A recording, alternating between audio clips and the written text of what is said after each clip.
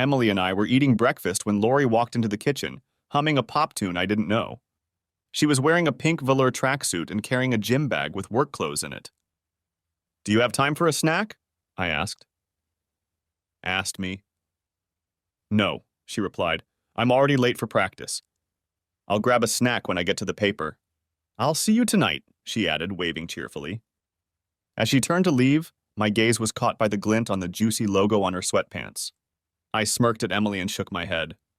My daughter only rolled her eyes. As we got into the car to start the drive to the university, Emily reached over and turned off the news on the radio. "Daddy," she said, "you have to do something about Mom. It's embarrassing that she dresses like a teenager all the time." Shit, I thought to myself. What am I going to say to that? The truth was that often Lori's clothes would be more appropriate on a college student than a 40-year-old woman. But how do you tell your wife something like that? Lori had always looked younger than her years and made every effort to maintain her appearance. Frankly, that was part of her appeal to me, and I was proud of her for looking so young, even if I too was sometimes embarrassed by some of her clothing choices. Besides, it wasn't really about her clothes. It was about the relationship between Lori and Emily. When Emily was an infant, Lori was always hovering over her, spending time with her every chance she got. But as Emily grew older, their relationship began to change. By the time Emily moved on to high school, Lori often acted like she was Emily's sister instead of her mother. I knew that teenagers needed to pull away from their parents so they could form their own personality and individuality. But Lori didn't seem to notice this and continued to meddle in Emily's life. I was reminded of an incident when Emily was a junior in high school and a group of her girlfriends came over to our house. The group of teenagers were laughing and chatting about clothes and boys, and Lori was right in the middle of it. As I was checking papers in my office, Emily burst in on us and demanded, "Daddy, make Mom give me my friends back." Honestly, at times they were more like rival high school seniors than mother and daughter. I tried to convince Lori that her daughter needed space, but Lori couldn't or wouldn't understand the problem. "We're more like sisters," Lori replied, "and it's okay for sisters to fight sometimes." This attitude annoyed me. I felt that Lori was trying to deny the fact that she was aging by competing with her daughter. But I didn't want to undermine Lori's authority in front of my daughter, so I tried to avoid the issue for now, focusing on Lori's clothing choices. "Baby, your mom has worked very hard to keep herself in shape, and it's natural for her to be proud of what she's accomplished. You have to admit that not many women can fit into the kind of clothes she wears," I said soothingly. "I know, Daddy," Emily replied, "but I'm embarrassed that she wears the same clothes as my female classmates." "I understand, baby. I'll tell her something," I promised, but I knew that anything I said was unlikely to have an effect. Lori had always been stubborn. In fact, that was partly why we'd gotten married. We'd met in college. I was a teaching assistant pursuing a doctorate in history, and Lori Carlton was a student taking one of my courses. I liked her immediately, but I knew it was best not to make any signs of attention to a student, especially in my class.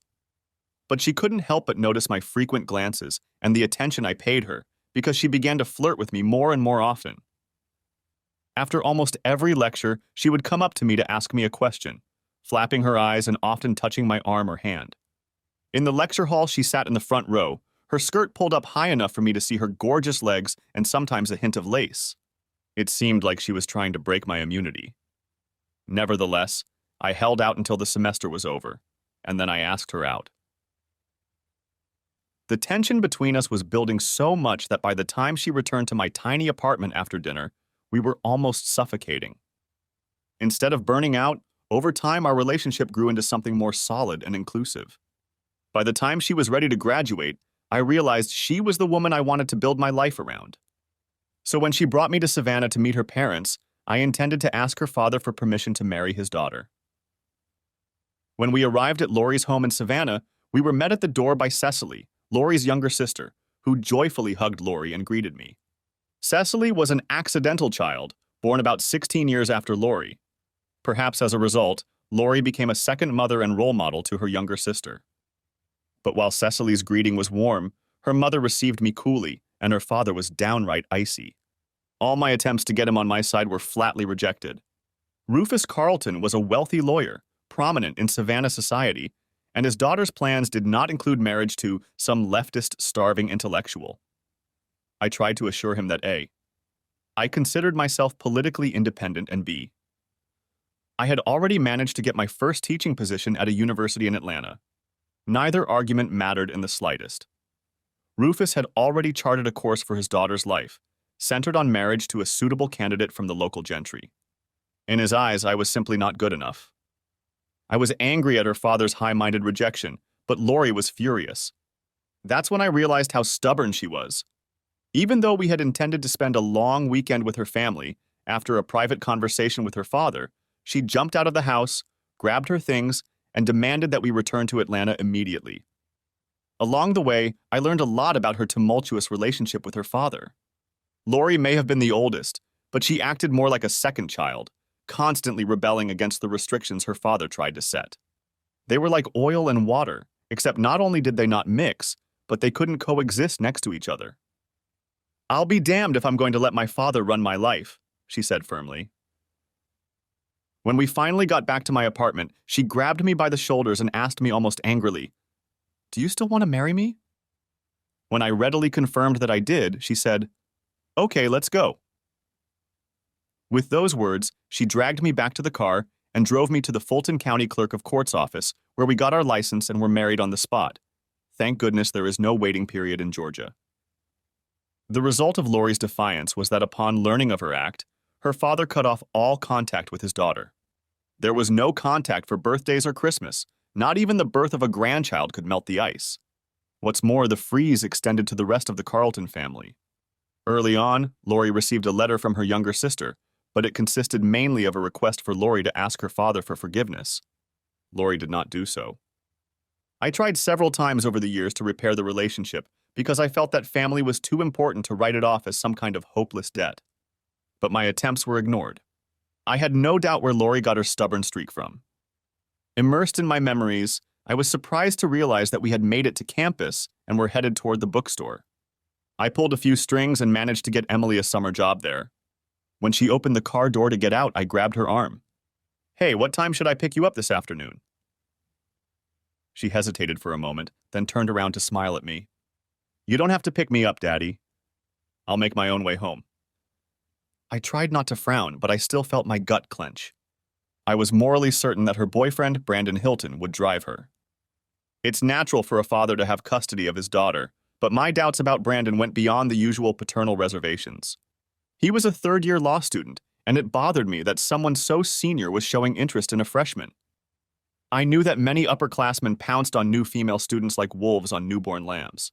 Similarly, I had seen many inexperienced girls, fresh out of high school and eager to experience independent living for the first time, have their hearts broken. But I believe that a law student should be looking for a woman closer to his age to start a life together, not pursuing a girl who is still in her teens. His interest made me extremely wary. But Emily was clearly crazy about him, and Lori, who'd once had a long conversation with Brandon when he'd come after Emily, had no qualms about it. So I swallowed my protest and just said, "Okay, babe, I'll see you at dinner tonight." From there, I headed to the history department, still having my doubts about my daughter. I had no illusions about her innocence. I was sure she'd been deflowered by the little creep she'd dated during her last 2 years of high school. But Lori and I had had some frank discussions with her, and Lori had quietly arranged for Emily to be on the pill, so at least she was protected in that regard. Still, I wished Brandon Hilton would just disappear and let my daughter find someone closer in age.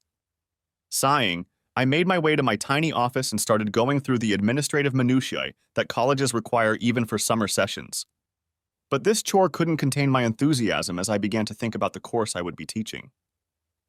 I managed to convince the head of the history department to let me teach an elective on the same topic on which I had written my doctoral dissertation, vigilantism. My hypothesis was that vigilantes played a more significant role in history than is commonly believed, and that they presented a complex moral dilemma for society. For example, American lore is full of stories of vigilantes who are forced to seek justice alone. We Americans tend to sympathize with such figures and find them appealing. To illustrate this, I plan to show the class excerpts from Death Wish, a movie starring Charles Bronson about an architect who is forced to become a vigilante after his wife is murdered because the police cannot find the perpetrators. To counterbalance this, I also assigned the class to read The Oxbow Incident, a classic Western by Walter Van Tilburg Clark that tells of a posse that apprehends several cattle thieves but learns that their captors are innocent. The first class went well. The students seemed to understand the moral and social dilemma, and I know they appreciated watching violent movies. The story doesn't have to be boring.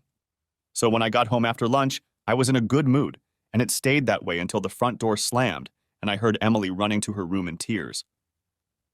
The door to her room was closed, but I could hear her crying inside. I knocked.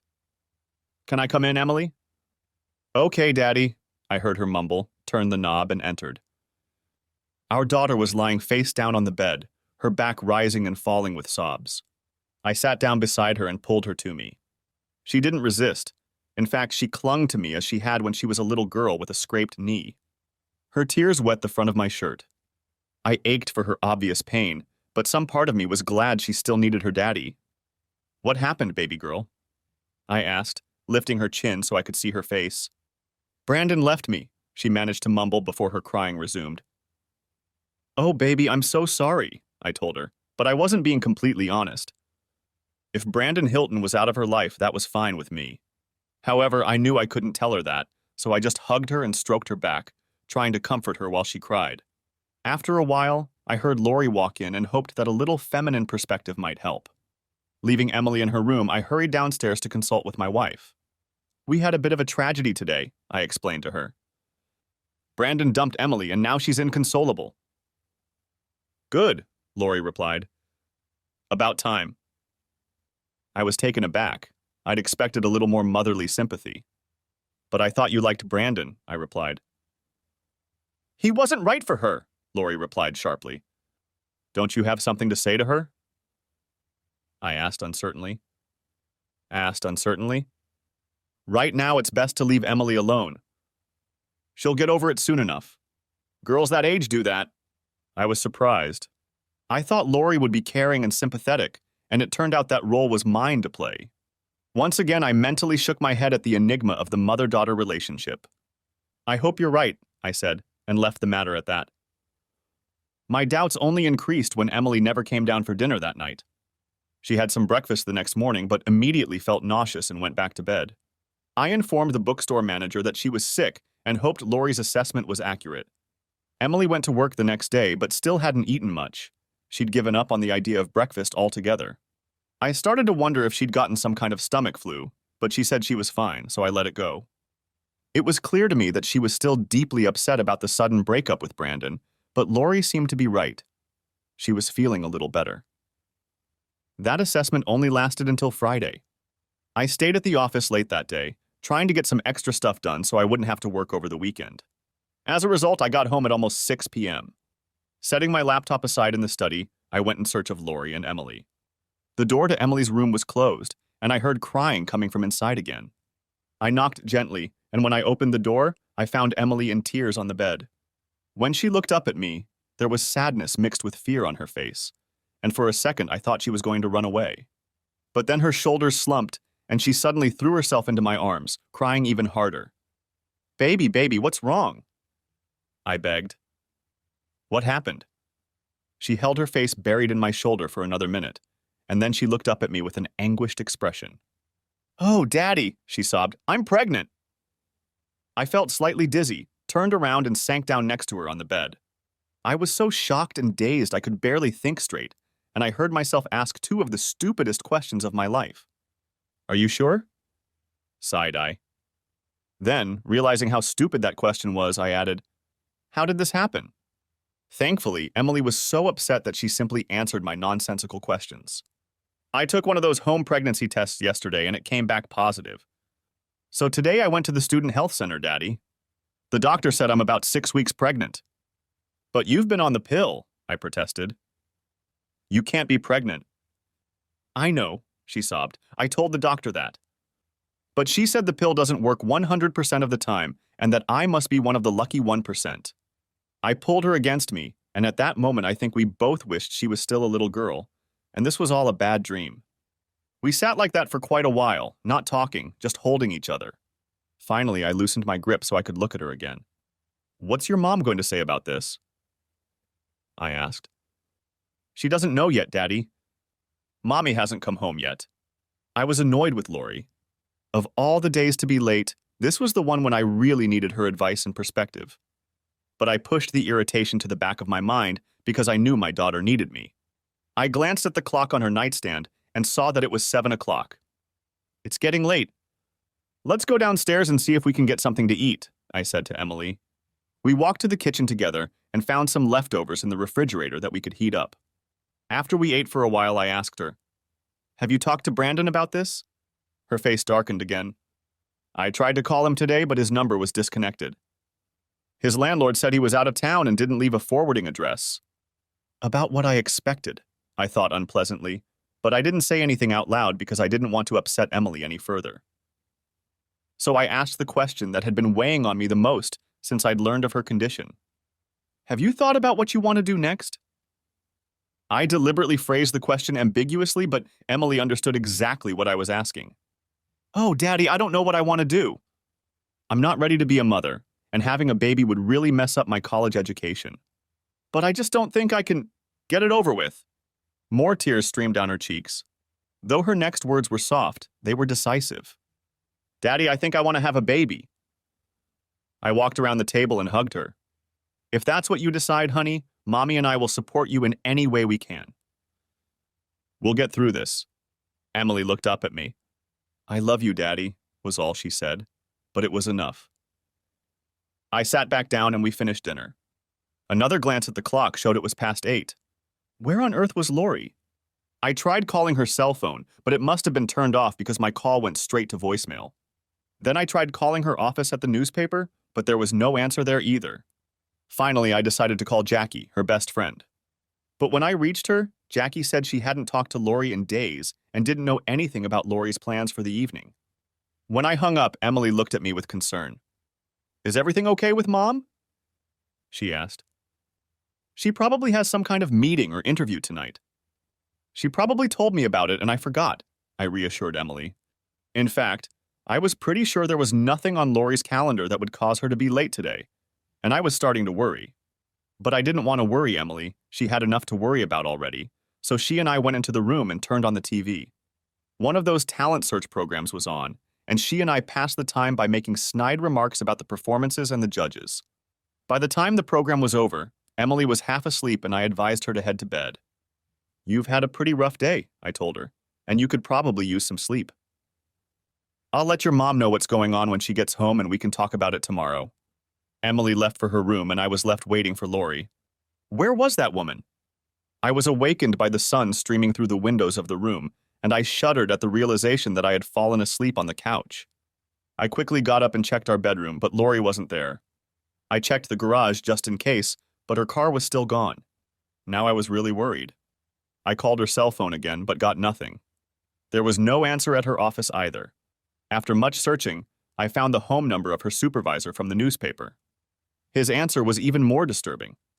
Lori had come to the office on Friday, but left mid-afternoon saying she had a meeting. And she still hasn't returned.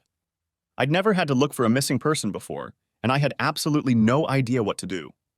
Increasingly worried, I started calling local hospitals to see if any patients matching her description had been admitted. To no avail. Finally, in desperation, I called the police. It took several redirects, but I finally spoke to a sergeant who told me that they had no reports of accidents or unidentified victims of criminal gambling that fit Lori's description. Okay, I said, how do I file a missing persons report? You can't, the sergeant told me, unless the person has been missing for at least 72 hours. When I started to protest, he interrupted me. Look, the most likely scenario is that something happened unexpectedly and your wife didn't have time to tell you about it. We can't mobilize the entire police force every time one spouse forgets to inform the other of their plans. The fact that her car is also missing makes this scenario very likely. But if your wife doesn't show up, I've already recorded your call, so the clock is ticking down to 72 hours. And if you can give me the make, model, and license plate number, I'll have our guys keep an eye on her car just in case. I gave the sergeant the information and thanked him for his time. I couldn't believe that Lori could go anywhere without at least calling to let me know her whereabouts, but I couldn't think of anything else I could do to help find her. The only thing left for me to do was try my best to make sure Emily didn't get too upset. I spent the rest of the day calling everyone I could think of to see if anyone knew where Lori had gone. No one could offer any leads. I even considered calling Savannah, but given our history, I couldn't imagine Lori going there. All weekend, I felt like Emily and I were in prison because we were afraid to leave the house for fear that Lori would come home and we would miss her.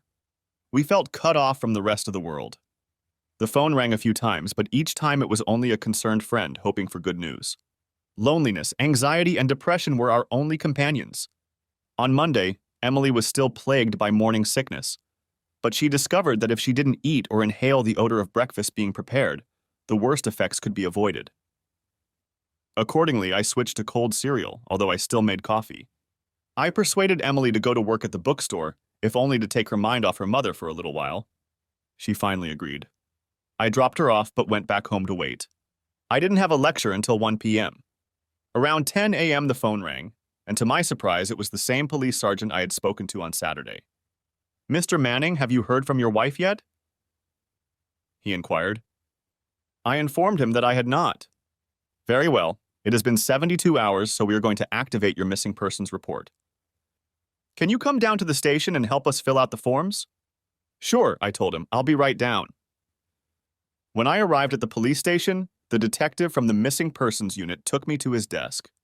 I thought I had given the sergeant all the information he needed, but the detective wanted a lot more details. After almost an hour of questions, I thought we were done, but I was wrong. The detective looked at me carelessly and said, "By the way, I believe we found your wife's car." "What?" said I, flabbergasted. "Where is she?" "Actually, it was on the top floor of the parking garage near the campus where you teach," he said. He paused to let me digest what he'd said, then continued. "Are you sure you didn't see your wife on Friday?" "No," I answered without hesitation. "Not since we had breakfast that morning." "Very well, Mr. Manning. That will be all for today." I felt a little defensive. "May I have my wife's car keys?" The detective shook his head. "Oh no, forensics are checking it for evidence. Fingerprints, bloodstains, and the like." That shook me badly. Could something terrible have happened to Lori? The next few days were horrible. I was haunted by the thought that Lori had been kidnapped and molested, or worse. I remembered how annoyed I was when she didn't come home that night, and I felt ashamed of my unkind thoughts. At the same time, I tried my best to calm Emily down. Her nerves were already on edge because of the pregnancy, and losing her mother had driven her almost to hysterics. Added to the fear for her mother's safety was the paranoia for her own safety and the safety of her unborn child. Lori's disappearance shook us both to the core. And then it got worse.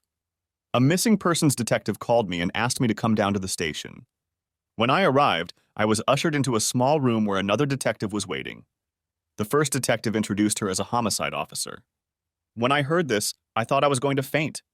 I collapsed into a wooden chair and managed to whisper, "Did you find Lori?" "Is she—" "No," said the female detective. "We haven't found her, but we were able to find out some important information. We checked the airlines and bus companies. None of them have any record of a woman matching your wife's description traveling that Friday or Saturday. We checked your bank, and nothing was withdrawn from your joint checking or savings accounts. We checked the credit card company, and there were no withdrawals from her account. So we don't have any answers yet, Mr. Manning, but we do have a number of questions for you." I was stunned. "Me? Why? I've told you everything I know about Lori's disappearance." She looked at me coldly. "Your wife was last seen leaving the newspaper office in her car, which we later found in the university parking lot."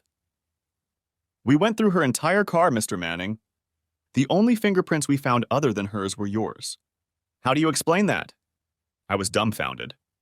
What's there to explain? I rode in her car and even drove it a few times. Of course my fingerprints are there.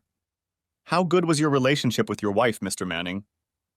Were there no fights over money, infidelity, anything like that?" she asked. Suddenly everything fell into place. "Are you asking me if I had anything to do with my wife's disappearance?" "I can't believe it. After all, I'm the one who reported her missing." The detective crossed her arms. "It's not uncommon in cases like this," she said calmly. "In a case like this?" sighed I. "Are you accusing me of a crime? Do I need a lawyer?" She cast a quick glance at her partner. "If you think you need a lawyer, Mr. Manning, you can certainly get one." "But I haven't done anything," I shouted. "My wife is out there somewhere, in danger.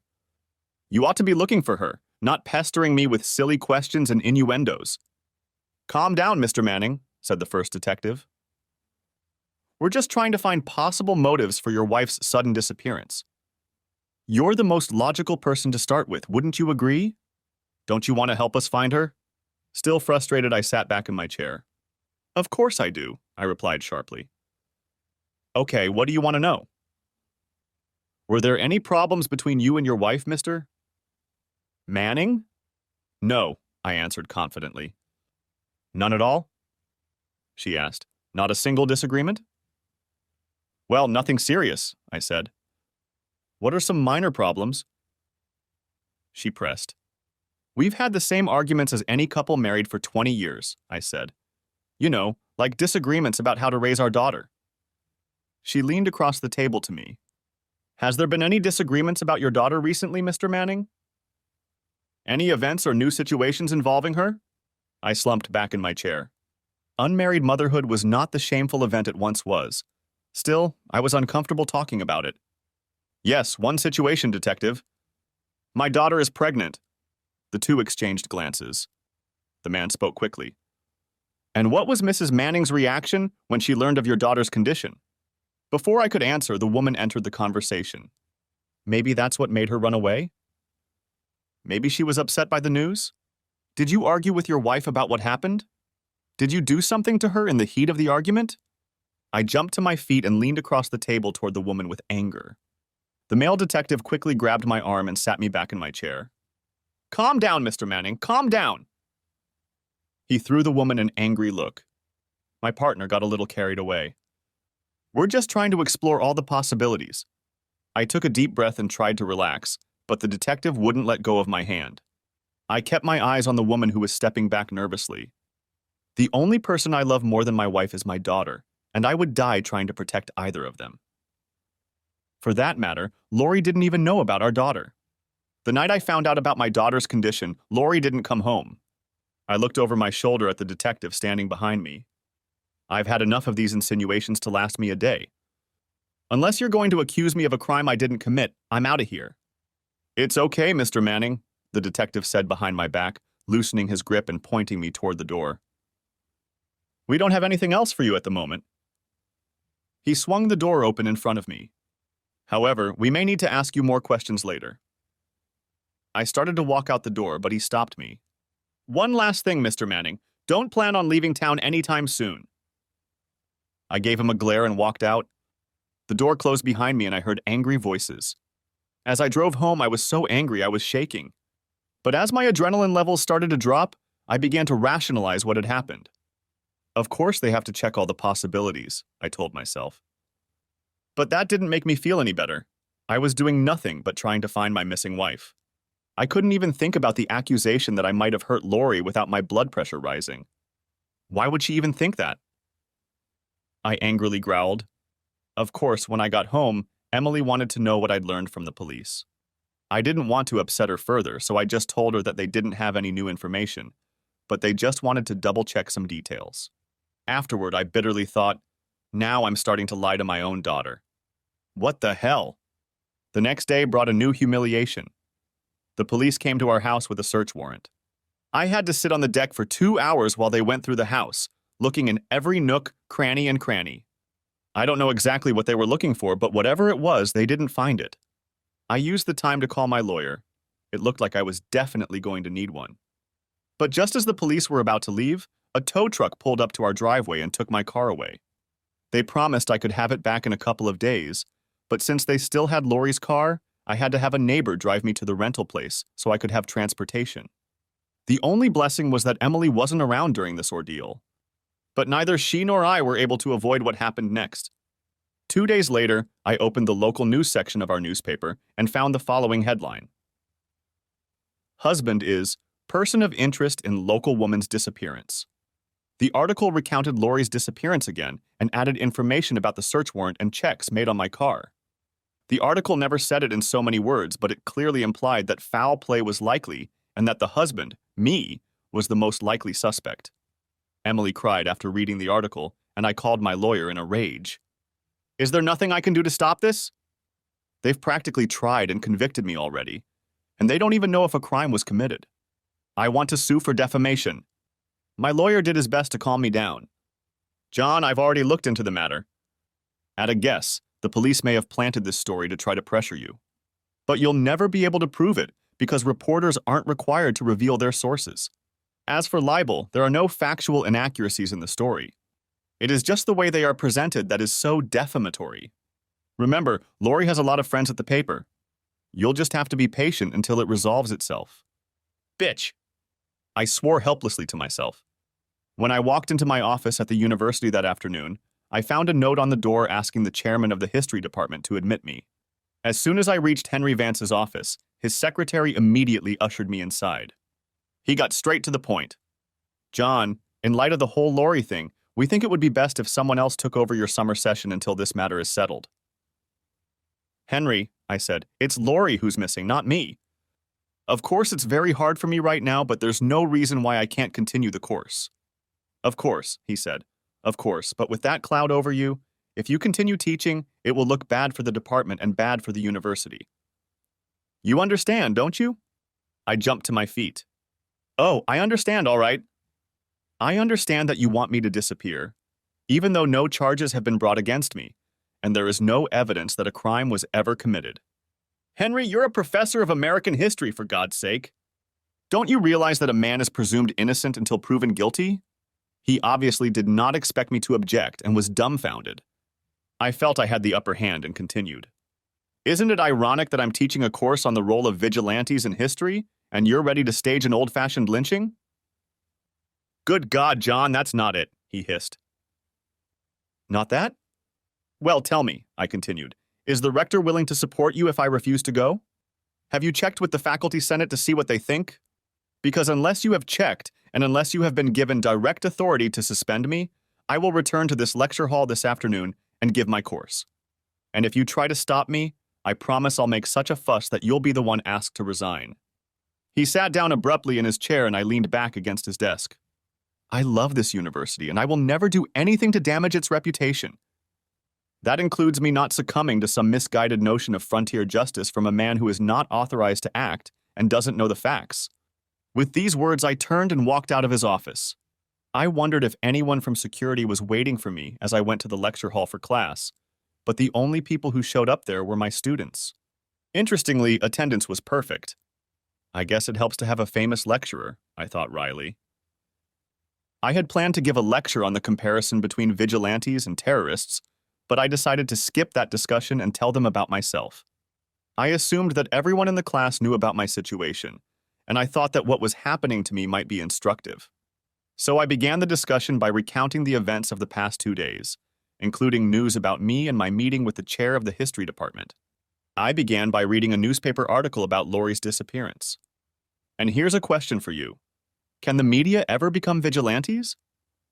Is there a line between factual reporting and provocation? When I was challenged, I asked them to recall the role William Randolph Hearst and his network of newspapers played in inciting the Spanish-American War. Hearst didn't fire a single shot, but most historians cite him as the spark that ignited the conflict, I told them. What about Chairman Vance from the history department? I asked. Asked me. Did he act in good faith as a responsible defender of the university's reputation, or as a vigilant who decided to act on his own, without evidence and without authority? We had a great discussion, and most of the students didn't want to stop when the class ended. I didn't like what was happening to me, but at least I was able to use it to make the course content more understandable to my students. It was a teachable moment, as they say. Although I didn't hear anything more from the university administration, the article in the newspaper did have an effect. When the first news of Lori's disappearance appeared in the paper, Emily and I received a flood of calls from friends and neighbors with condolences and suggestions and just words of encouragement. After a while, there were so many that I wanted to leave the calls on my answering machine. I felt helpless and frustrated because I couldn't say anything to the callers. Of course, I couldn't do that because I was still hoping to hear from Lori. But after the second article came out, the number of calls dropped to almost zero. It was like we were quarantined with some kind of infectious disease. Now our friends wanted nothing to do with us. It seemed as if I was a victim of what had befallen Lori. Because we were so isolated, I was caught off guard when the phone rang one evening a few days later. It was calling someone I was in no way expecting to hear from. My father-in-law, Rufus Carlton. "You bastard," he shouted as soon as I spoke into the receiver. "What have you done to my daughter?" I took a deep breath and decided to try to be polite. "Good evening to you too, Rufus.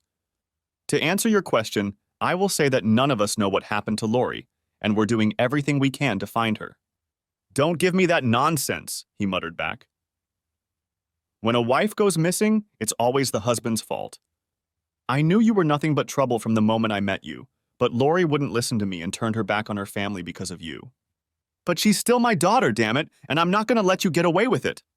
I've got people working on this, and we're going to string you up and snap your neck before this is over. Do you hear me?" I couldn't contain my anger any longer. "I hear you just fine, Rufus. And you know what? You didn't know me when I was courting Lori, and you sure as hell don't know me now. As for Lori, all I can say is that you have a funny way of showing your love for your daughter by cutting her off without a word for 20 years. If we don't hear from you for another 20 years, it will be too soon for me." With those words, I slammed the receiver down, hoping his eardrum would burst in the process. Then I sank into my chair, shaking with anger. I was tired of being tried and convicted in absentia for things I hadn't done. Meanwhile, my wife was missing and I missed her terribly. Worse, I knew that with each passing day our chances of finding her again were diminishing. It was enough to drive a man insane. Fortunately, one thing that helped me keep my sanity came from an unlikely source: my daughter. A few days after Rufus's call, she came to me with a request. "Daddy, I want to take a Lamaze class to learn more about the birthing process. But I really need a partner, and I don't have anyone who can do it. Will you come with me, Daddy?" Of course I said yes, and a few nights later we found ourselves in a conference room at a local hospital. There were about a dozen couples with us, and the women were in various stages of pregnancy. A couple of them looked so far along that I got nervous. Suddenly something was going to happen that night. An attractive red-haired woman, who was a few years younger than me, came up to greet us. "Hi, welcome to the Lamaze class. I'm Bridget Murphy, and I'll be teaching the class." As I regarded her, Emily introduced herself to Bridget, who spoke to her briefly, and then suggested that Emily meet the other moms-to-be before the class began. She then turned to me with a smile and said, "And you are?" I wasn't paying attention and mumbled, "Oh, I'm John Manning. I'm the father." Bridget's smile immediately turned into an unfriendly frown and I blushed, realizing what she was thinking. No, I said hastily. "I mean that I'm Emily's father, not the baby's father." Her face relaxed. "In that case, welcome to class. I apologize for jumping to conclusions, but I've seen worse things in the maternity ward. So where is the baby's father?" I frowned. "Unfortunately, he's gone to an unknown destination, so I'll be Emily's partner in all of this." Bridget smiled warmly at me. "I'm sorry to hear about your father. Unfortunately, that happens a lot these days. But I think it's wonderful that you want to be there for your daughter. Not every father would agree to help." I looked around and saw Emily chatting eagerly with the other moms-to-be, so I decided to speak frankly to Bridget about our situation. I was uncomfortable with what I had to say, but I wanted to lay all my cards on the table so there wouldn't be any awkward moments later. "Before we start, Bridget, there's something you should know about me. I don't know if you've read about it in the papers, but I'm the John Manning whose wife disappeared. I had nothing to do with it, but if you saw the report on the news, you might think otherwise. In any case, if you're uncomfortable with my presence, I'll try to make other arrangements." She looked at me calculatingly, then smiled weakly. "You're here for your daughter. That's all that matters to me. Besides, in my experience, cold-blooded killers rarely attend Lamaze classes. Now we need to start the session." I had taken a Lamaze class with Lori before Emily was born, but I must admit that I had forgotten most of what I had learned. Nevertheless, I tried to be supportive and Emily really enjoyed the first session. She seemed to hit it off with Bridget right from the start, which helped a lot. Getting out of the house and, more importantly, out of my head to focus on Emily was a real blessing for me. The stress of worrying about Lori on the one hand, and anger at those who thought I was responsible for her disappearance on the other, was worse than anything I'd experienced in my life. Being able to forget about it all, even if only for an hour or so a week, proved to be a lifesaver. Although the calls from friends and neighbors stopped as soon as suspicion fell on me, it wasn't the end of all outside contact. I was stunned the first time I picked up the phone, and a man I didn't know began spewing invective at me for killing my wife. After that, Every now and then I found hate mail from anonymous writers condemning me to perdition for what they said I had done to Lori. There were even those who reported that they knew how I had done it and where the body was buried. If that wasn't enough, I even received an offer of money from one of the supermarket tabloids if I would confess to their reporter. As a result, I almost threw away a handwritten letter with no return address that I found in the mailbox one afternoon. But I did open it, and when I started to read it, I almost fell over. "John, I just saw a report about you in the local paper." "I'm so sorry. I never thought anyone could think anything had happened to me, much less that you might have done something terrible. Please tell the police that I am alive and well and living with the man I love. File for divorce if you haven't already. I'm not coming back. Don't try to find me. It was what I had to do. Please tell Emily that I still love her despite what I did to her. Lori." At that moment, Emily came into the room, and when she saw my face, she cried, "Daddy, what happened?" I held out a letter to her. "It's from your mom." She shrieked slightly and took the letter from me with trembling hands. When she read it, she began to cry pitifully and collapsed in my arms. "How could she do that, Daddy? How could she leave us like that? She didn't even say goodbye." As I held Emily in my arms, I was reminded of an incident when she was very young and wandered into the backyard. We almost freaked out when we couldn't find her and were ready to go to the authorities when a neighbor brought her to us. I distinctly remember the conflicting emotions: relief that she was safe and anger at her for scaring us half to death. Now I felt the same mix of emotions: relief that our long nightmare was over, and rage at Lori's selfish betrayal of her family. Emily was the first to come to her senses. "Daddy, we need to take this letter to the police immediately." Of course, I realized she was right and went to get my wallet and keys. When I got back to the den, she was just coming out of her room. "I'm coming with you," she said firmly, and I wasn't going to argue with her. We were together. As we drove to the station, Emily nervously rubbed the letter she had received in her hands. She looked at me with concern on her face. "Are you going to divorce Mom, Dad?" I sensed that Emily was in a fragile state, and I didn't want to upset her further, so I simply said, "Well, I need to talk to a lawyer and see what he says." But she interrupted me. "I really think you should, Daddy." "I really think so." I hated to see the rift between Emily and her mother, but Lori had brought it all on herself. She'd left Emily just as she'd left me for another man. Emily was old enough to realize that and accept reality, no matter how painful it was. She reached for me, and we held each other's hand the rest of the way to the police station. I hadn't even thought to call ahead, but luckily we caught the detective on duty, the one we dealt with in the missing persons department. When he took us to his desk, I asked him, "Where's your partner from homicide?" With some reluctance, he went to get her. Ever since we ran into each other at the station, she had been absent whenever the cops talked to me. When she arrived, I took the letter from Emily and tossed it on the table in front of them. "This came in the mail today," I said curtly. The male detective opened the envelope and quickly read the letter. He glanced at me and silently handed it to the woman. When she finished, she looked at me. "You could have written it yourself, you know." I felt anger rising in me, but restrained myself. Of course I could have. "And I could have flown to New York to mail it to myself, or didn't you notice the postmark?" She started to answer, but to my surprise, Emily interrupted her. "And before you accuse my father of forgery, I brought along an old letter my mother wrote me when I went away to camp. You can see it's her handwriting." The first detective took Emily's old letter and put it next to the new one. His partner looked over his shoulder. They looked at each other, and then the first detective looked at me again. "We'll have to take this to the lab for confirmation, but I think the missing person case is solved." He held out his hand. "I apologize for all this suspicion," he said, "but we had to check." I reluctantly shook it. But when the female detective extended her hand, I turned away, and Emily and I walked out. I guess I'd been naive. I expected there to be some official notification that the case was closed, but there was nothing like that. Yes, I was no longer a suspect since there was no crime, but my reputation was tarnished, and I had no absolution for my non-existent sin. I had to have my lawyer call the newspaper and make veiled threats before they agreed to publish the news. And when they did, all I got was a couple paragraphs at the bottom of the last page of the local news with the headline: "The case of the missing wife is the case of the runaway spouse." I was practically front-page news when everyone thought I was done with her, I protested to my attorney. "Now that I've been acquitted, all I've gotten is a few lines. Is that fair?" He shook his head. Unfortunately, that's the way it goes, John. Mysterious disappearances and possible murders are news. The everyday truth doesn't sell in the papers. I'm sorry, but that's all you're going to get.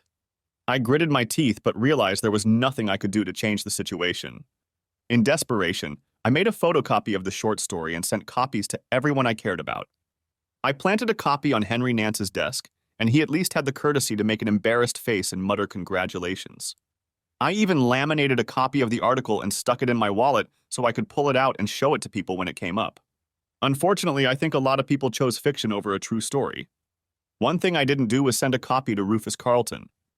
Let his highly paid detectives find out what his daughter has done, I thought to myself. All of this had one positive result.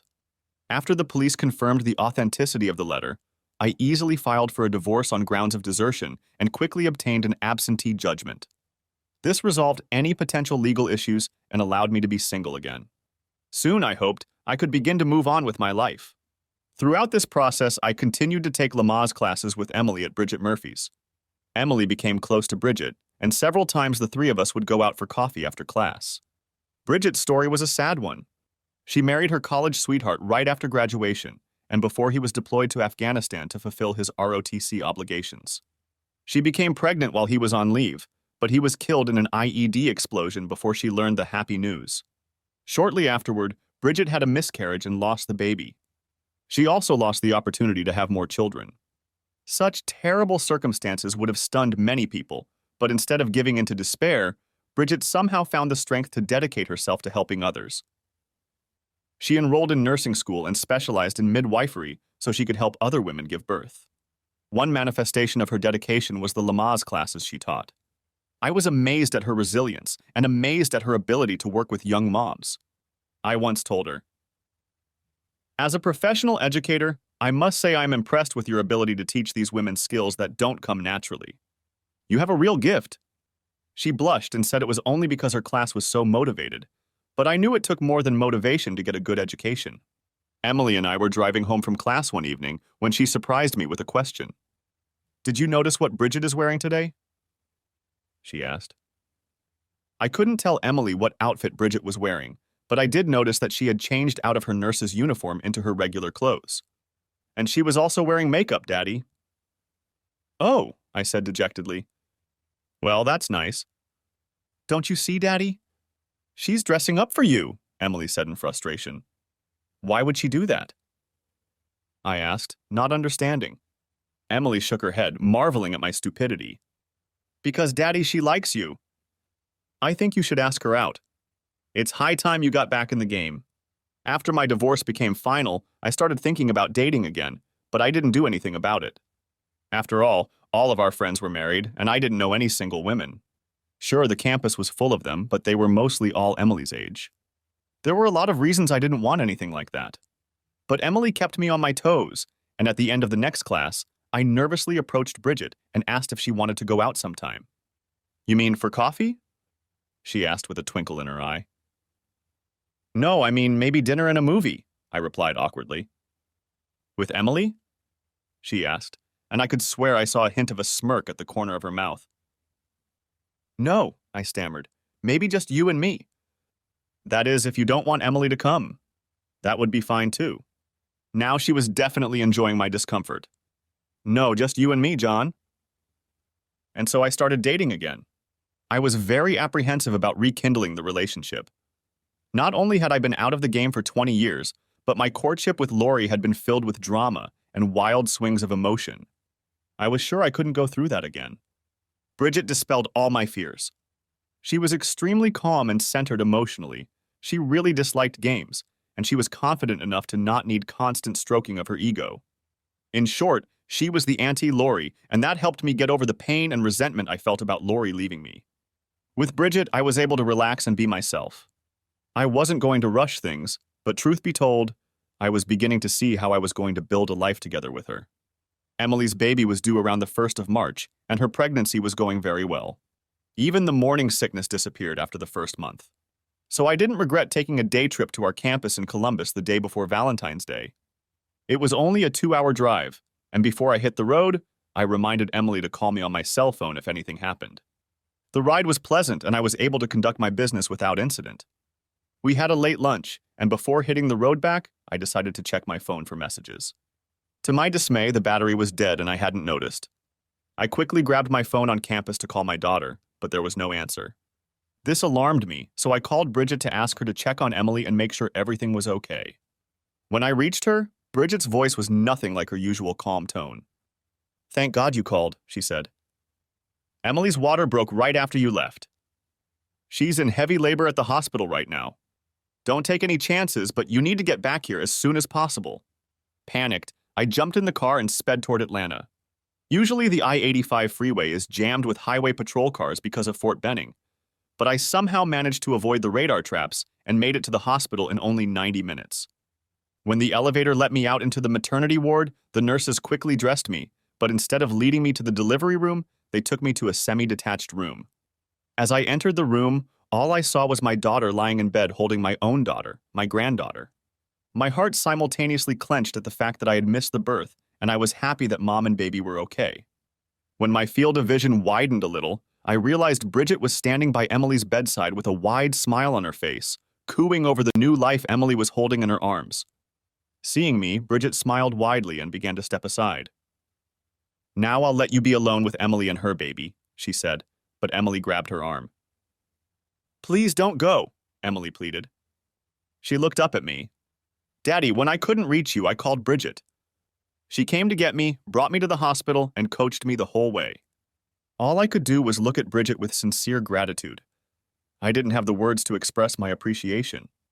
Emily looked at me, at Bridget, and smiled happily. "I've decided what I'm going to name my baby, Bridget Valentine Manning." She turned to Bridget. "If that's okay with you, of course." Bridget smiled through her tears. "If that's what you want, I'd be honored." Emily turned to me again. "Daddy, would you like to hold your granddaughter?"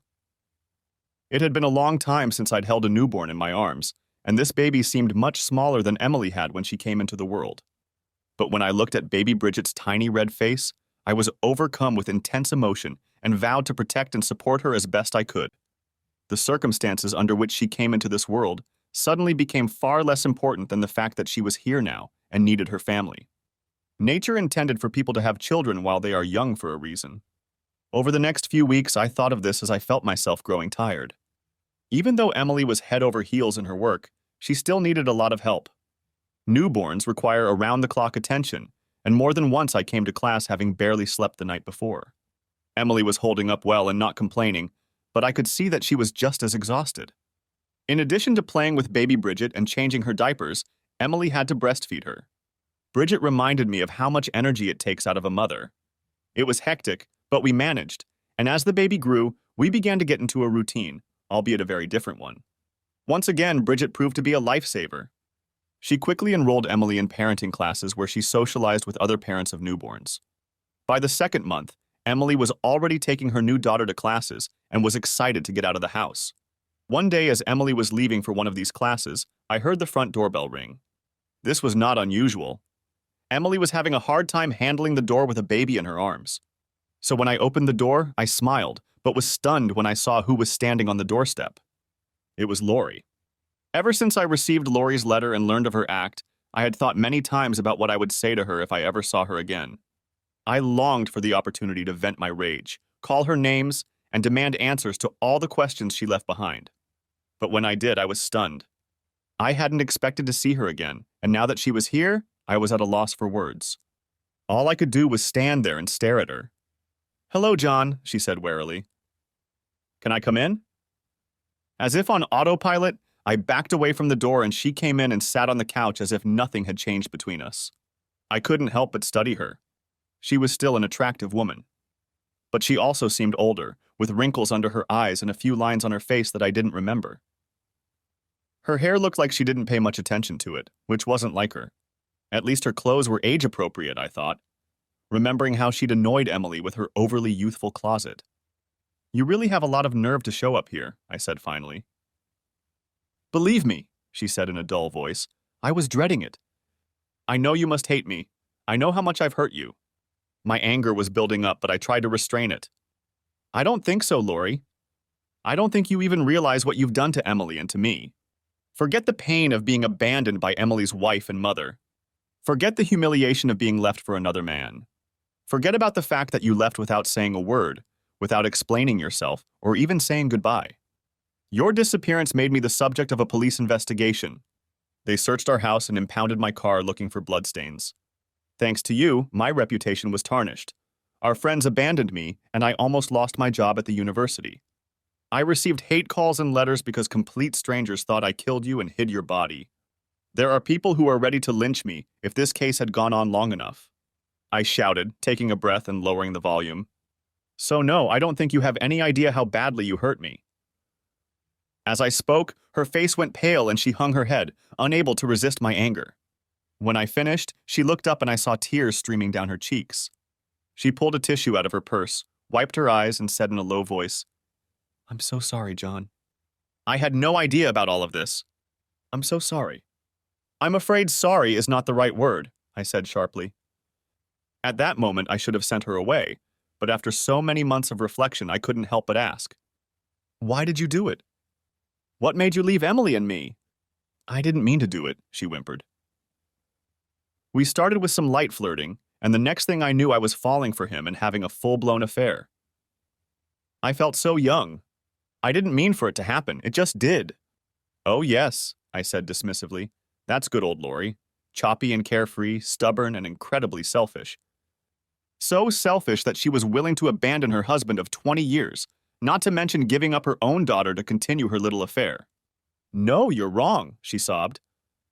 "I hated hurting you, and it killed me to want to leave Emily, but I just couldn't look her in the eye, not after what I did." I'd suspected who her lover was before, but now I was sure. "So you seduced Brandon Hilton. You stole your daughter's boyfriend and ran off with him. What a wonderful mother you make." "That's not true," she protested. "I was trying to protect Emily. I made Brandon break up with her.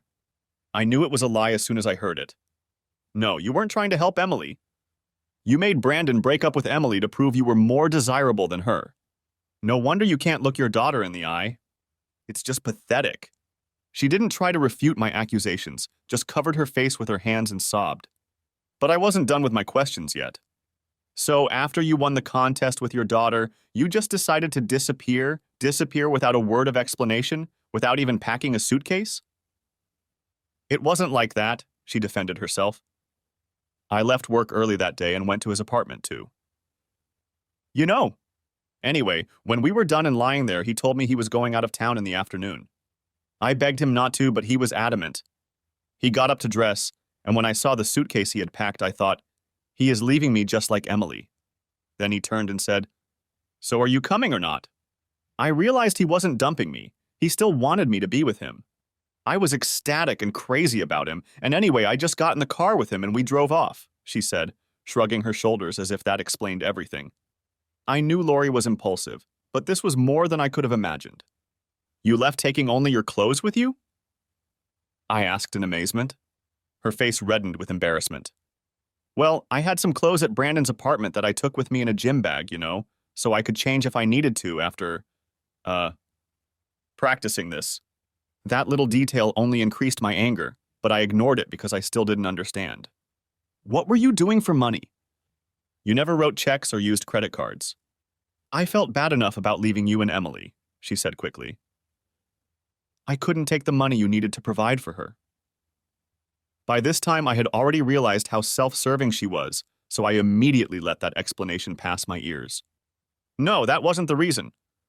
You just didn't want any of us to know where you went or who you went with. You decided to go on your own little romantic adventure, and you didn't want me or Emily or anyone else to know what you did." The look on her face told me that I had understood the situation correctly. "But I still don't understand how you did it with no money," I continued. "Brandon has a trust fund," she said. "He has a lot of money." Then her face turned red again. "And I had a bank account you didn't know about in my maiden name." I started pacing around the room, trying to contain my anger. There was still a lot I didn't know, but I didn't care about the answers anymore. Each new revelation from her was like a body blow, even after all this time. Yes, I'd seen impulsiveness and stubbornness in her, but who would have thought they would lead to this? As I passed by the window, I happened to look outside and saw an unfamiliar car parked outside the house. That's probably where he's waiting for you, I muttered. She looked up with a strange expression on her face. No, that's Jackie. She drove me here. Oh? Where's your lover? He left me, she said through her tears. One day he told me he had a new opportunity, and I wasn't part of it. Then he left, and I was alone in New York. I tried to make it on my own, but it was too hard for me. So he dumped you the same way you dumped me, I said vindictively. I guess it's true what they say. Karma's a bitch. I guess it is, she said quietly. Then she stood up, walked to the window, and gestured for Jackie to come over. Turning to me, she spoke more emphatically. I know I was stubborn and impetuous and all that other stuff you called me. Yes, I left you, and now I regret it with all my heart. And most of all, I regret leaving Emily. But you must understand, I had no choice. Of course, I said wryly. What mother would want to tell her daughter that she stole her boyfriend? That was only part of the case, she said quietly. Before I could answer, Jackie walked through the front door. She had a baby in her arms, and I was confused for a moment. But when Lori came over and took the baby from her, all I could do was exclaim, "Oh my God!" Lori looked at me sadly. Now you see why I couldn't look at both of you. She must have known what I was about to ask because she continued. When I left, I forgot my birth control pills and had trouble getting a new prescription. Brandon wouldn't use condoms, and I figured it couldn't hurt, but... Her voice broke. So did he dump you before or after you gave birth? I asked grudgingly. Before she could answer, I heard the sounds of Emily returning from her parenting class. Walking into the kitchen from the garage, she called out, "Hey, Daddy, whose car is that out front?" Then she walked into the living room carrying baby Bridget in her arms and stopped when she saw her mother. I know I could have done better, should have thought of something to say to gently bring her up to speed. But I was so angry at what Lori had done and so stunned by the horror of the situation that I turned to my daughter and exclaimed, "Look who your mom brought with her, your new stepsister." Then, seeing Lori looking at Emily's baby, I said, "Lori, meet baby Bridget, your new granddaughter." It took them a moment to realize what I had just said, but then they both started crying. Of course, the baby started crying too, and even Jackie started sobbing. I felt like crying too, but most of all, I felt exhausted. I didn't have the energy to play judge between Emily and her mother. No matter what Emily had to say, I felt like her mother would get what she deserved. Finally, I just left the room, walked to the hallway, and collapsed on the couch. From the other room, angry words came to me, accompanied by a few anguished cries. I guessed that they had just realized that both children shared a father. There was still a lot of crying on the part of both mother and babies. But after a while, I realized that the living room had become quiet, and I began to guess what was going on. I hesitated, but when I finally poked my head through the door, I saw Jackie holding baby Lori, Lori holding baby Bridget, and Emily peering out from behind her shoulder. Noticing me, Emily gestured for me to come back into the room and walked over to me. I had no idea what to say to my daughter. Lori's revelation stunned me. I couldn't imagine the effect they must have had on Emily. Her own mother had stolen her boyfriend and then had a child with him. How could I alleviate Emily's suffering? But before I could say anything, Emily stunned me. "Daddy, can Mom stay with the baby at our house for a while?" "You've got to be kidding me." I gasped in shock. "After everything she's done to you and me?" "I know, Daddy, and I don't know if I can ever forgive her for it." "But she's broke, Daddy, and she has nowhere else to go. Her baby needs somewhere to live, at least until Mommy gets back on her feet. Please, Daddy. After all, her baby is Bridget's half-sister and mine." I shuddered at the realization of that. "Why can't she live with Jackie?" I protested. Emily looked at me with annoyance. "Jackie lives in a one-bedroom apartment, Dad." "Well, then Lori can go live with her parents." "She's their responsibility?" I tried. "Yeah, sure, Daddy." "As if," Emily replied wryly. We tried to shield Emily from the acrimony of our relationship with the Carltons, but of course she picked up on the discord early on. We both knew that was not an option. I learned 2 lessons that day. The first was that I would never understand mother-daughter relationships. I half expected that when Emily found out about her mother's betrayal, a fight would break out. That Emily offered Lori a safe haven, even if only temporary, was beyond my imagination. The second lesson I'd learned was that it's nearly impossible for a father to refuse his daughter when she really wants something. I made advance plans to meet Bridget the next evening. It was the one time I didn't want to see her. My misgivings must have been obvious, because when Bridget opened the door and saw me, she immediately asked, "What's wrong, John?" What's wrong? I knew that procrastination would get me nowhere, so I led her over to the couch and sat down next to her. "Bridget, there's something I have to tell you." "Lori's back." A look of surprise flashed across her face, which was almost immediately replaced by pain. She took a breath, then nodded slightly in understanding. "And you and her decided to get back together?" "No, no." I almost shouted. "That's not what this is about at all." I continued to explain what had happened and how Emily had insisted that I temporarily help her mother and child. Bridget's face relaxed a little, but there was still pain in her eyes as she looked at me. "Don't scare me like that again, John. I've already lost one man I love. I don't think I can bear to lose another." Did she just say she loved me? I felt closer and closer to Bridget the more we saw each other, but I wasn't sure how she felt about me. Now, hearing those words, my fears and hesitations seemed to melt away. I put my arms around her and looked into her eyes. I too have lost a spouse, but I have found another, a better one that I can love. I promise, if you need me, you won't lose me. She didn't say anything back, but I thought I felt something stirring in her too. It just so happened that we got down to it. I felt like my long nightmare was over too. Now our lives were in a new, unfamiliar direction. Bridget and I began to spend every opportunity we could together, but we decided to continue living apart, at least for now. First, we didn't want to rush things. And second, our house was still bustling with two moms taking care of two babies, plus a nanny Bridget had found who now came every weekday to help. She was a godsend because she allowed Emily to continue attending classes and Lori to start looking for a job to support herself and her baby. I still tried to help, but truth be told, I was in the minority. This had an unfortunate side effect. When I had more free time, I began to reflect on everything that had happened to me. It may seem contradictory, but the happier I felt with Bridget, the unhappier I became with Lori. Emily had found a way to coexist with her mother through the shared experience of caring for their infants. But I had nothing to assuage the bitterness of my ex-wife's betrayal and the resentment that she had hurt me by not only deceiving me, but by disappearing in such a way as to cast suspicion on me. Over time, however, I found that the focus of my resentment shifted to one person who had so far avoided consequences: Brandon Hilton. It was he who had seduced my wife. It was he who had defiled my daughter, and it was he who had sullied my name, perhaps irreparably. Even more unpleasant was the fact that seduction was no longer recognized as a crime. Apparently, society was perfectly willing to allow predators like Hilton to seduce wives and daughters and then look the other way when they walked away abruptly. Shouldn't there be some kind of punishment for all the pain and suffering they left behind? I went back and reread the Oxbow incident. This time I had more sympathy for the members of the posse who had tracked down the rustlers. Yes, they hung the wrong people, but they were forced to act by an ineffective justice system that couldn't protect them. Moreover, I reminded myself, the crimes these men were trying to commit were not minor. Deprive a rancher of his herd, and he might not be able to feed his family when the winter snows howled across the prairie. Steal a man's horse, and you almost certainly condemn him to a slow, lingering death of starvation and dehydration far from human civilization. No wonder the vigilantes took up arms against the sea of troubles to pursue those they felt had wronged them. I understood that Brandon Hilton did not put my family at risk of starvation or leave me to wander on foot in the desert in search of a watering hole.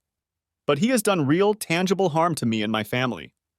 He tarnished my reputation, turned me into a hapless cuckold, and left behind two abandoned women. As time went on, I began to spend more and more of my free time searching for his whereabouts, not to mention sleepless nights pondering suitable forms of revenge for what he had done. Most college professors are not well paid, especially liberal arts professors. The loss of Lori's salary had cut our family budget significantly, and now I had several more mouths to feed, as well as hiring a nanny to care for the infants. There was no way I could afford to hire a detective agency to track down my enemy, so I resorted to the poor man's alternative, the internet. Brandon had a Facebook account naturally, but it hadn't been updated in over a year. Besides, I thought he was unlikely to friend me so I could keep track of his activities. A Google search turned up his name on a list of law students, but there was little additional information. Upon discovering this, however, I went to the admissions office to see what I could find in their records. The friendly administrative assistant let me look through his file. Officially, she was not supposed to. But the only thing I learned was that he was also from Savannah. This discovery made me shudder. Could Lori have known him back in the day? But I was quickly convinced of the absurdity of that idea. She must have left for college when he was only a few years old. Realizing this fact made me curse Lori again for her foolish refusal to conform to his age. As my search continued, I found myself becoming something of an expert on the unusual behavior of a certain daughter of a hotel chain magnate with the same last name. But I had no luck finding Brandon Hilton. He seemed to have already escaped from the group that had caught up with him. The futility of my search only strengthened my resolve to find him. Some part of me watched my actions in amazement. What did I think I would do if I found this man?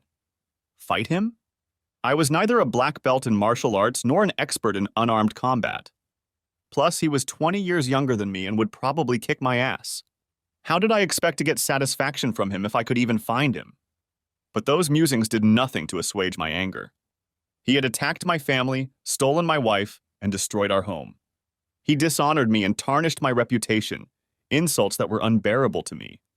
In earlier times, I knew the answer would have been simple.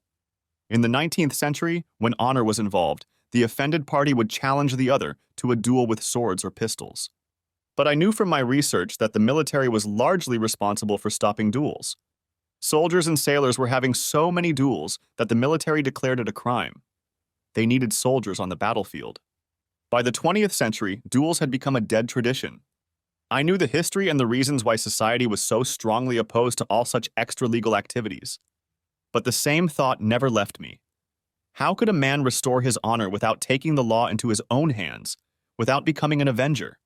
So I continued my obsessive, solitary search for the man I hated, though I never met him face to face, though I had no plan to deal with him, even if I could find him. But none of that stopped me from sneaking over to my computer every few days to see if any new information had come up. By the time spring came around, I had pretty much given up hope of ever finding out Brandon Hilton's whereabouts. I was ready to accept the fact that he was gone and that I would never see him or hear from him again. So one evening I was stunned when one of my search queries yielded a post from the Savannah Morning News. When I read the article, I was stunned. I immediately called Bridget to see if I could come and talk about my discovery. I couldn't discuss it with Emily because I didn't want to upset her, and I didn't want to share the news with Lori, but I couldn't keep it to myself. I found him, I said excitedly, handing the news printout to Bridget. You won't believe what he just did. She quickly scanned the article and handed it back to me. I don't understand, John. I know you hate Brandon, but what does his getting married have to do with you? I couldn't understand why Bridget wasn't shocked by this news, but then I realized that there was no way she could realize its significance. Bridget, Lori's maiden name was Carlton, I called out. That bastard is engaged to Cecily Carlton, Lori's sister and Aunt Emily's sister. Unbelievable, she gasped. Why won't he leave the Carlton family alone? It's as if he's taking revenge on the Carlton women. I had not thought of it in that way and tried to reason. No, I said slowly, I don't think that's the case. But as far as he knew, it was Lori and Emily Manning. I doubt if he knows Lori's maiden name, he's probably not aware that he and Cecily are related. Maybe not, she admitted, but I still don't see how the Carltons could let Cecily get engaged to him after what he did to Emily and Lori. That's the thing, I said. They don't know either. Since Lori and I got married, there's been virtually no contact between her and her family. I'm sure they know Lori is alive now, but they probably have no idea who she ran off with. Rufus Carlton probably thinks he's gotten a promising young lawyer from Savannah to be his son-in-law. If Brandon doesn't know and the Carltons don't know, Bridget asked, then why do you care what's going on in Savannah? I shook my head. Brandon may not know there's any connection between them, but from what I understand, he's back again. He's like a thief who robs your house and then comes back to rob it again. He owes me, and this time I'm going to do something about it. A concerned expression appeared on Bridget's face. John, what are you thinking? You're not going to do something stupid, are you? Force has never solved anything. I didn't say this to Bridget, but as a historian I knew that this old saying was untrue. You think force never solved anything? Tell that to the Carthaginians after Cato forced the Romans to conquer their army, slaughter all their men, enslave their women, and cover their fields with salt, so nothing would grow on them for 7 years. That pretty well settled the matter for Carthage, I thought. But I didn't want to alarm Bridget, so I only said, I don't know what I'll do, but I can't stand idly by and watch it happen. Now that Brandon Hilton's whereabouts were no longer a mystery, my mood only worsened. The possibility of revenge was no longer a fantasy. Now I was faced with the dilemma of what to do. I had always believed in the law. As a historian, I knew all too well what happens when people take their thirst for revenge into their own hands. But after what happened to me and my family, I just couldn't sit back and let this man go unpunished. My pride, my honor, and my sense of justice demanded an answer. Brandon Hilton had to pay for what he had done.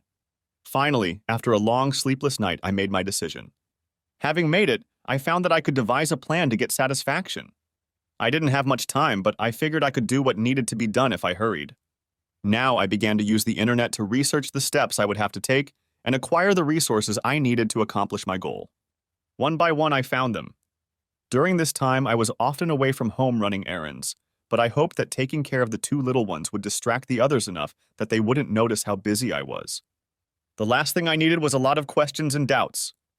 But both Emily and Bridget knew how to read my moods, and eventually, just before D-Day, as I called it, they confronted me. I was working at my computer one evening and looked up to see Emily standing on the doorstep of my office with a concerned expression on her face. Hey, babe, I said lightly. How's it going? Bridget's here, she told me. We need to talk to you. This was unusual. I hadn't planned on seeing Bridget tonight. I quickly closed the web browser and started to get up when Bridget walked through the door. She wasn't smiling. Before I could say anything, Emily spoke up. Dad, Bridget told me you found Brandon. I threw Bridget a dirty look, but she just folded her arms across her chest and stared at me with a determined expression. Emily continued. Daddy, I'm scared to death that you're going to do something crazy. I know how upset you are about everything that's happened, and you have every right to be. But if you end up in jail or go and destroy yourself, it will only make things worse. Bridget walked over and put her hand on Emily's shoulder. Please, John, Emily is right. Whatever you're up to, don't do it. I've already lost one person.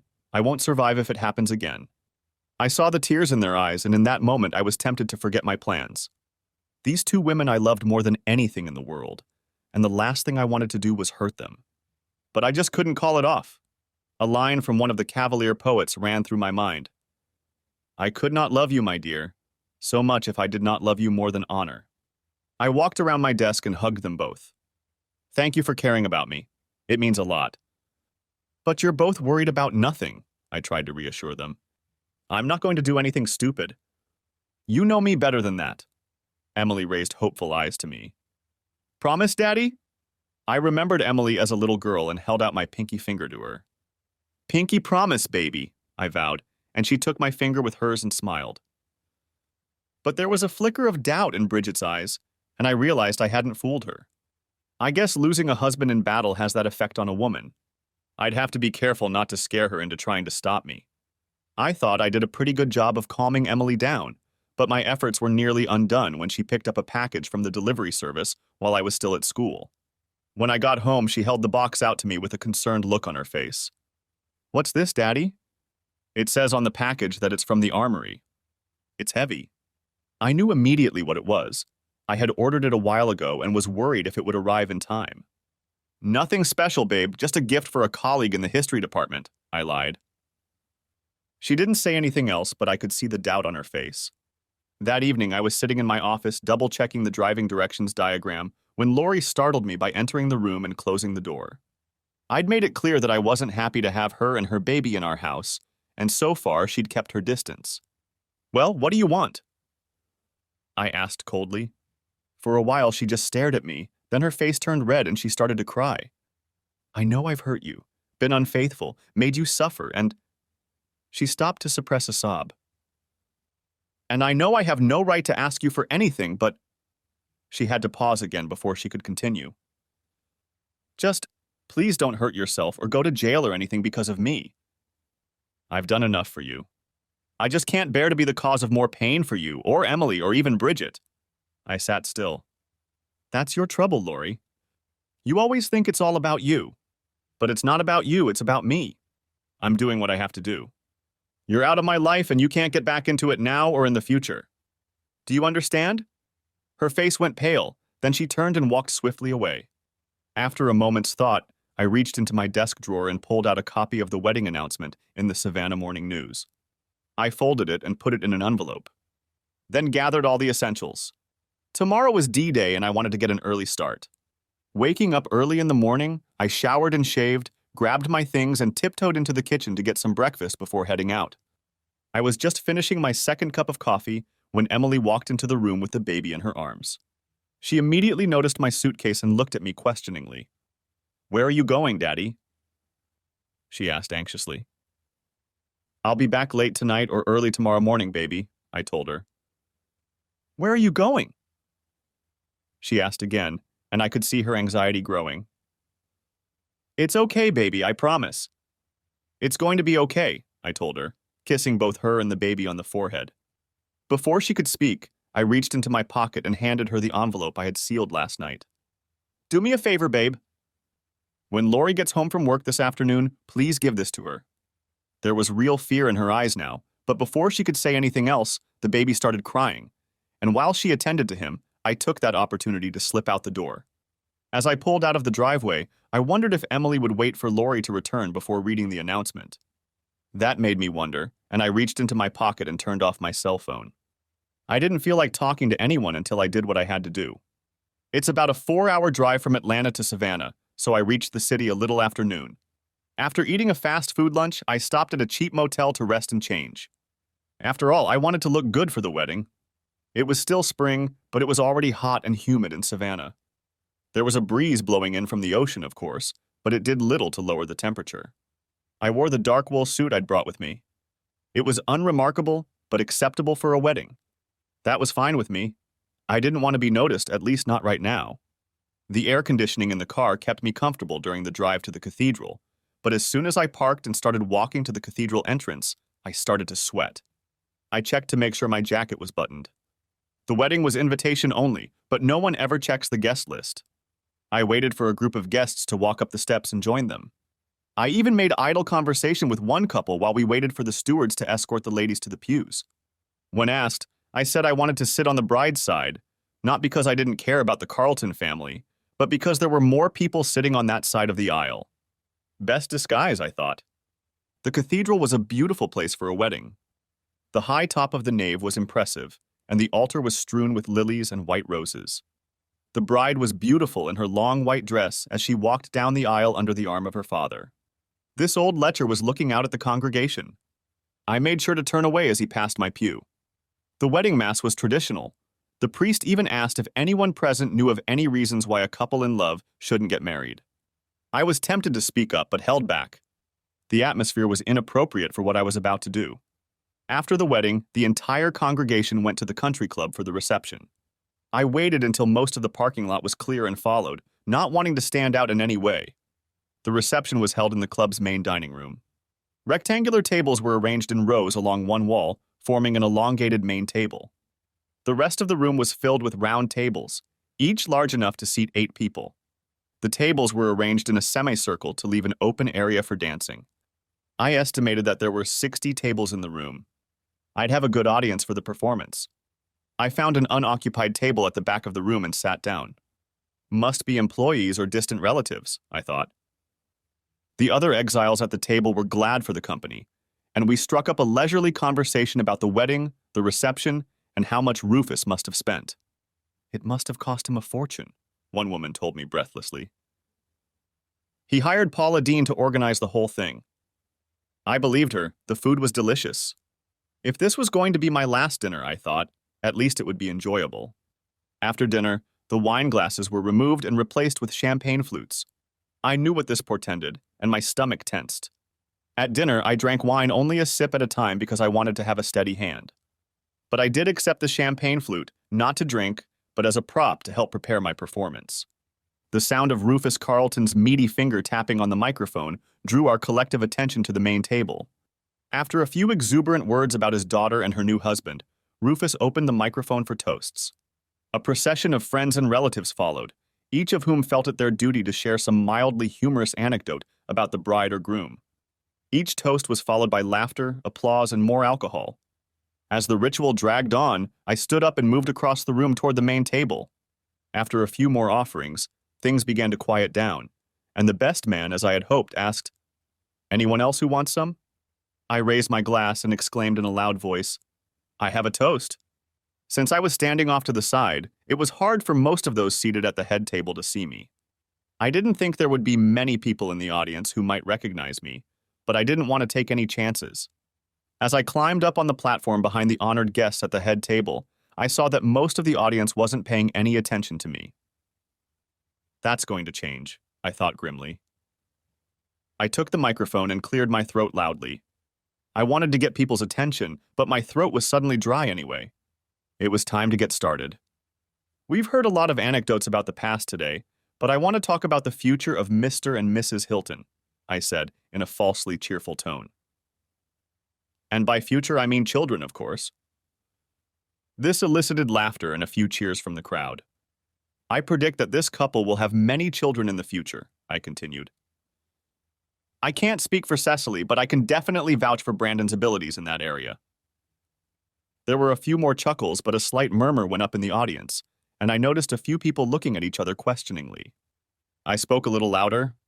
I can say that with certainty because Brandon has already fathered at least 2 children that I know of. I heard Mrs. Carlton sigh, and immediately the audience murmured. Rufus Carlton turned to look at me point blank, and suddenly recognition dawned on his face. "You are John Manning. You weren't invited to the wedding. Get off the stage." Brandon was sitting next to the platform in a mildly intoxicated state, but when he heard my name, something apparently caught his eye and he started to rise. I quickly leaned over, put my hand on his shoulder, and roughly pushed him back into his seat. Some hustling soul had turned off the microphone, but it didn't faze me. I'd taught freshman history to a class of 300 people in an auditorium, so I knew how to project my voice. "I have something to say," I said loudly.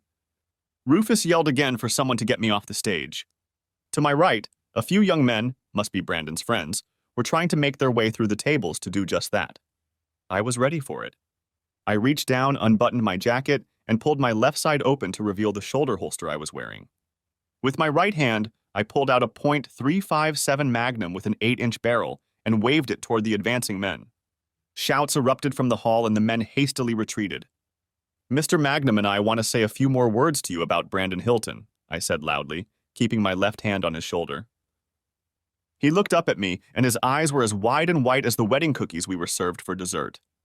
"Like I said, Brandon Hilton is already the father of at least 2 children," I continued. "Would you like to know from whom?"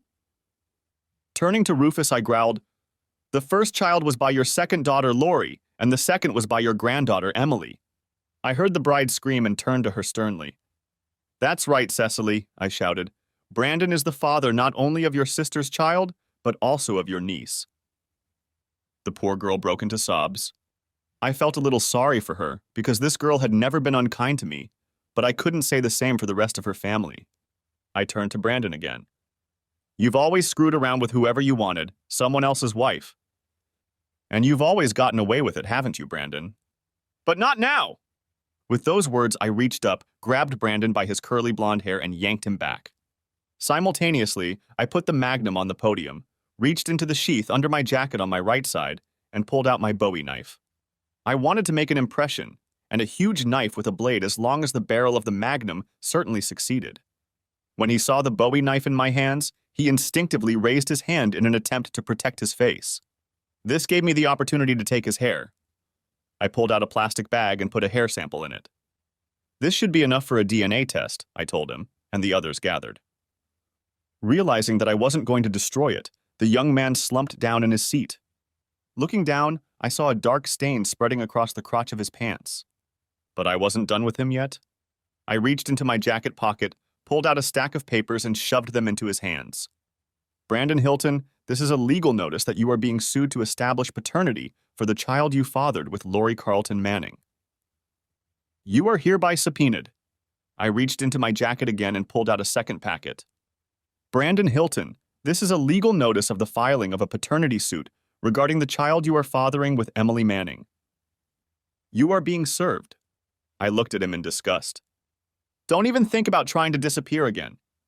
I've already notified the Georgia Department of Child Welfare. They have their own thing about deadbeat dads, and as soon as the court formalizes the case, they'll swoop in to collect on you wherever you go. I jerked his head up again. You want to predict your future, Brandon? I predict that for the next 18 years or so, you're going to do very little except work to pay child support for your kids. With those words, I climbed up the desk to the main floor. But before I left, I turned to the old man. He was looking at me with a mixture of hatred and despair. Congratulations on your new son-in-law, Rufus, I told him with a chuckle. You certainly are an excellent judge of character. There was a primal scream of some sort behind me, and I looked over my shoulder just in time to see Brandon grab the massive pistol I'd left on the podium. He raised it, took aim at me, and began frantically pulling the trigger. I shook my head. Don't try to shoot me in the back, Brandon. That's not a real gun, it's a replica of one. Then I laughed. Why don't you keep it? Consider it my wedding present. With those words, I headed for the door as the commotion behind me reached hysterical levels. People in the hall were yelling at each other. Cecily and her mother were sobbing in each other's arms, and Rufus was yelling at Brandon. At that moment, in a strange but surprisingly appropriate decision, the band leader raised his wand and ordered the musicians to play. I smiled as I walked out the door. Too bad they didn't play Nearer My God to Thee, I thought to myself. That would have been the perfect ending to this shipwreck. In all the commotion, no one followed me. Or maybe it was just the memory of Bowie's knife still dangling from my belt. Whatever the case, I managed to get to my car and drive away without further incident. As I pulled onto the freeway heading north, the adrenaline started to wear off and I started to shake. Then a tremendous fatigue came over me. I thought about pulling over and getting some sleep, but it was more important for me to get home. I certainly didn't want to get arrested anywhere near Savannah. I rolled down the car windows to let the cool night air blow over my face and keep me awake. As I drove, I thought about what I had decided to do. If I destroyed Brandon Hilton, I would end up in prison, leaving my family destitute. Furthermore, I would have deprived the two little ones of the child support that Hilton would soon have to start paying. I guess in a way I became a vigilante of sorts, but I did it in my own way within the law. I took a certain amount of satisfaction from Brandon Hilton. I made sure he paid for what he had done and would continue to pay until both of those kids were adults. My daughter could definitely use the money to raise little Bridget, and with any luck, the extra income would help get Lori out of my house sooner. As a bonus, I'd also managed to get revenge on Rufus Carlton, and if my little stunt had caused him to spend a lot of money on a fancy wedding, that was just gravy, I thought. No matter what happened, I felt good, like a heavy weight had been lifted off my back. It was well past midnight when I finally made it to our neighborhood in Atlanta. I was going to be very quiet so as not to wake anyone up, but when I pulled into the driveway, the lights on the main floor were already on. As I started up the driveway, the door opened and Bridget, Emily, and even Lori came running out of it with tears in their eyes. Emily was the first to reach me and fell into my arms, sobbing. "Oh, Daddy, I was so scared." Bridget then caught up to me. "Don't you ever do anything so crazy again, John Manning. What if they had attacked you? What if someone had brought a gun?" I took them both under my arms and led them back into the house. Both women wouldn't let go of me, and all three of us collapsed on the couch in exhaustion. When Bridget felt the sheath resting against her side, she made me pull out the Bowie knife and show it to her along with the bag full of Brandon's hair. "I can't believe you took that thing with you," she exclaimed. Then she looked at me perplexed. "You know that hair wouldn't count as hard evidence, right?" she asked. "I know," I answered. "The court will order him to provide a new sample for trial. But getting this one was a lot of fun, and it certainly convinced everyone here that I was right. Besides, it scared Brandon to death literally. And then a thought hit me. How do you all know what happened there?" "I told them," Lori said quietly. "Cecily called me and told me what happened." "Cecily called you?" "You haven't talked to her in years," I said incredulously. "I know," Lori said, "but she had to call me to find out if what you said about Brandon was really true. When I told her everything that had happened, she said she was going to start seeking an annulment tomorrow." I nodded. I was glad to hear that news. Tears were still streaming down Lori's face. "I know you didn't do it for me, John, but thank you for saving Cecily from that monster. It's going to be really hard on her for a while, but at least she knows the truth now instead of later. Thank you for saving my little sister." I nodded again. I had done what I had done, for my own reasons, but I was still relieved to know that Cecily's life wouldn't be ruined by that immoral bastard. Despite my misgivings, the police never showed up at our house that night or the next day. I thought Rufus would come after me, but apparently he directed his anger at Brandon instead. That young man's life was going downhill fast. Just as she had told Lori, Cecily had gotten her wedding annulled, arguing that Brandon had withheld important information from her. Meanwhile, at the trial of the 2 paternity suits I filed, the court ruled that he was indeed the father of Lori and Emily's children and awarded both women appropriate child support. With his vital statistics registered with the Georgia Division of Child Support Services, Brandon Hilton became a marked man. The wedding reception was the sensation of the year, and although the guest list numbered only 500, thousands of Savannah residents claimed to have witnessed the fiasco. Not surprisingly, Brandon left town shortly afterward. I heard that he now holds a lowly position in Macon city government. What really surprised me was that Rufus Carlton apparently helped him get the job. I guess Rufus decided that the fact that Brandon had a job was in the best interest of all concerned. Of course, after paying 2 child support payments each month, Brandon doesn't have much spare cash left. Cecily and Lori kept in touch with each other, and eventually Lori moved back to Savannah. I think without me, Rufus was ready to welcome her back into the family. Or maybe he realized that banishing his daughter wasn't such a wise decision. Either way, her leaving was a relief to me. After everything that had happened, I wish I could say I forgave her, but that would be a lie, and I was glad she was out of my life. Emily is still living at home, but wants to find her own place soon. She has found a good job here in Atlanta and is taking classes in the evenings to get her college degree. She has also recovered enough to start rebuilding a social life. Being a single mom isn't easy, but Bridget and I enjoy babysitting, and that helps. Yes, Bridget and I were married in a small private ceremony. She told me after my vigilante adventure that she wasn't going to let me out of her sight, so I decided to accept the inevitable and make it legal. Now that my personal Avengers excursion is over, I've decided to write a book on the subject. Hopefully, my future interactions with those who want to take the law into their own hands will only be academic in nature. However, it seems there is still one potential vigilante left in my life. My new wife took the Bowie knife, framed it, and hung it above our fireplace. She explicitly warned me that if I pulled such a damn stupid stunt like that again, she would take it down and perform an operation I would never forget. I think she's joking, but I don't intend to risk finding out.